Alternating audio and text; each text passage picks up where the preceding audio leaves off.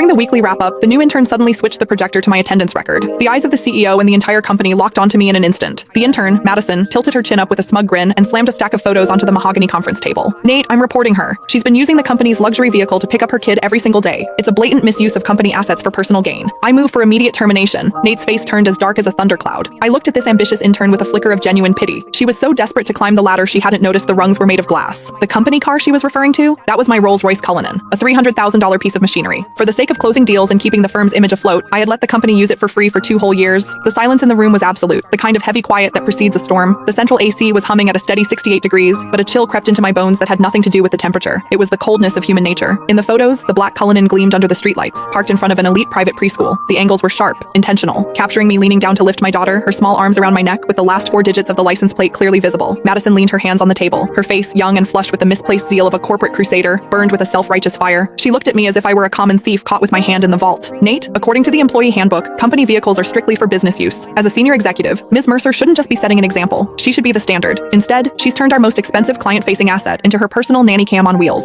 School runs, grocery trips, weekend getaways. It's all here. Her voice was crisp, echoing off the glass walls. She clicked to the next slide, revealing a detailed Excel spreadsheet. I've done the math. Between the commute and the school runs, she's putting an extra 25 miles on the odometer daily. Between the fuel consumption of a V12 and the depreciation, we're looking at thousands in hidden costs every month. And that's not even counting the billable hours she's stealing from the company driver. She turned to the head of the table, Nathaniel Cross. Nate. Nate was my college classmate. He was the founder of this firm. In the early days, when he couldn't even cover payroll, I was the one who dipped into my savings to keep the lights on. Later, when we needed to project an image of success to land the big fish, my 5-year-old BMW didn't cut it. Without a second thought, I brought in the Cullinan I'd bought myself as a 35th birthday present, a car I'd owned for less than a month. I told him back then, take it, use it. We need the clients to see we're already in their league. That temporary favor had lasted 2 years. I paid for the gas. I paid the insurance premiums. I covered the maintenance. Sometimes when the driver was overwhelmed, I even drove to JFK myself to pick up VIPs. Everyone in this building knew that car was mine, or at least they should have. But looking at Nate now, there was no defense in his eyes. His brow was furrowed, his fingers drumming rhythmically on the table, a nervous habit he had whenever he was weighing his own interests against someone else's. Diana, Nate finally spoke. His voice was low, coated in a professional coldness that felt like a slap. The evidence Madison provided, is it true? I stared at him, my heart skipping a beat. Is it true? 2 years ago, when he begged me for the car to save face, he said, Diana, I'm so sorry to ask this of you. As soon as we're in the black, I'll buy you a brand new one. 1 year ago, when the cash flow dried up, I used that car as collateral for a bridge loan so he could pay his staff. He told me then, Diana, this car is the company's lifeline. It's your badge of honor. And now, he was asking me if it was true. I scanned the room. George, the sales manager, had used that very car last week to pick up his mother-in-law from the hospital, bragging on Instagram about company perks.